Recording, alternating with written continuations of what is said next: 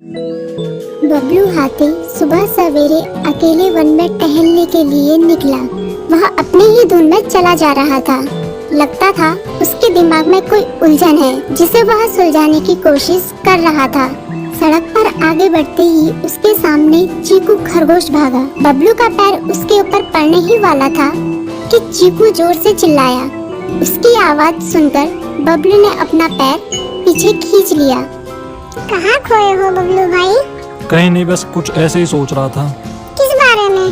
तुम जानकर क्या करोगे? शायद मैं तुम्हारी कुछ मदद कर सकूं। तुम तो जानते हो आजकल वन में कितनी चोरियां हो रही हैं, पर चोर का कोई अता पता ही नहीं है।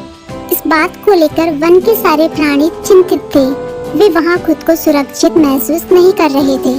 अरे चीकू भाई, हम मजबूर हैं। हम चोर को पकड़ ही नहीं पा रहे हैं। वह बहुत चालाक है और अपने काम को बड़ी कुशलता से अंजाम दे रहा है। कहीं कोई सबूत ही नहीं छोड़ रहा।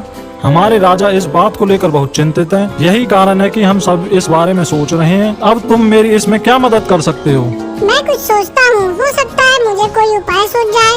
प्रयास करने में कोई हर्ज तो नहीं है। तुम ठीक कहते हो चीकू, लेकिन वन के गुप्तचर भी अभी तक इसका कोई हल नहीं निकाल सके। इतना कहकर वे चुप हो गए। बबलू की बातों ने चीकू को सोचने के लिए मजबूर कर दिया। चीकू को उदास देखकर बबलू बोला, तुम अपना मन छोटा मत करो। मुझे अच्छा लगा कि तुमने मेरी परेशानी को समझा। कभी मैं भी इस वन के लिए गुप्तचर का काम करता था। एक बार मेरी टांग टूट जाने से मेरे अंदर फुर्ती नहीं रही। तब से मैंने यह काम छोड़ दिया। चीकू, तुम चाहो तो यह काम दोबारा कर सकते हो। वन के प्राणी ज्यादातर दिन में भोजन की तलाश करते हैं, वे रात को आराम करते हैं। तुम दिन रात दोनों में ही भोजन की तलाश में निकल सकते हो सकता है रात को तुम्हें कुछ ऐसी बातों का पता चल जाए जो हमारे काम की हो। हाँ बबलू, तुम ठीक कहते हो। मैं आज रात को वन में घूमकर इस बात का पता करने की कोशिश करता हूँ। थोड़ी देर बातें करके चीकू अपने बिल की ओर बढ़ गया और बबलू अपने रास्ते चला गया। चीकू के दिमाग में अभी तक बबलू की कई बातें घूम रही थी। उसे समझ नहीं आ रहा था वह बबलू की मदद कैसे करे। दिन भर वह उसी उधेड़-बुन में लगा रहा। शाम होते ही चीकू कुछ सोचने लगा और वह चुपचाप बिल से बाहर निकल आया। चीकू की पत्नी ने देखा तो बोली, इस समय कहाँ जा रहे हो? बाहर खतरा है। खतरा तो सुबह भी रहता है, लेकिन खतरों से डरकर हम भूखे तो नहीं मर सकते। मैं बाहर घूम कर आता हूँ। इतना कहकर चीकू रात को बिल से बाहर निकल आया।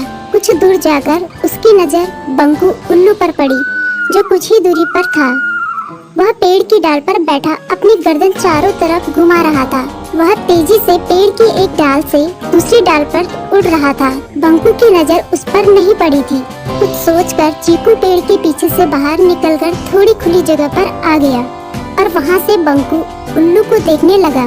बंकू ने चीकू को अंधेरे में भी देख लिया, पर उसने उसमें कोई उत्सुकता नहीं दिखाई और अपनी गर्दन चारों ओर घुमाता रहा। चीकू बड़ी देर तक बंकू की हरकतों पर नजर रखे रहा। वह थोड़ी देर तक खुले मैदान में खड़ा रहा, पर बंकू ने उसे देखकर भी अनदेखा कर दिया। उसने महसूस किया कि बंकू के आसपास चमकू चमगादड़ भी मंडरा रहा था। कुछ देर वन में घूमने के बाद चीकू अपने बिल में लौट आया और सुबह होने का इंतजार करने लगा।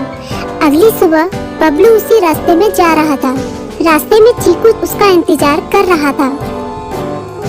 आज बड़ी जल्दी आ गए बबलू। हाँ, आजकल मुझे चिंता की वजह से नींद नहीं आती।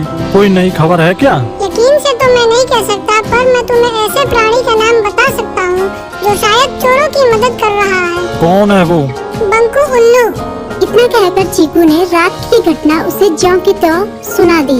इसे सुनकर बबलू का माथा ठनका। बबलू की आंखें चौंधिया गई। तुम ठीक कह रहे हो। मुझे आज रात बंकू और चमकू पर नजर रखनी होगी। इतना कहकर वे दोनों अपने अपने रास्ते चले गए। बबलू रात को अपने साथियों के साथ बंकू पर नजर गड़ाए रहा।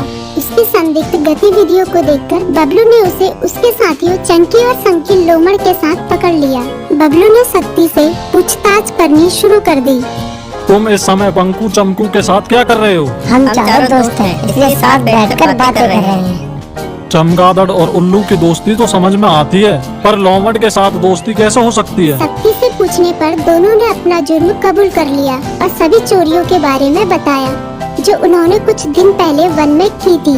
बबलू ने उनके चोरी का सारा सामान भी बरामद कर लिया। बंकू और चमकू को अभी तक समझ में नहीं आ रहा था कि वो इतनी आसानी से कैसे पकड़ में आ गए।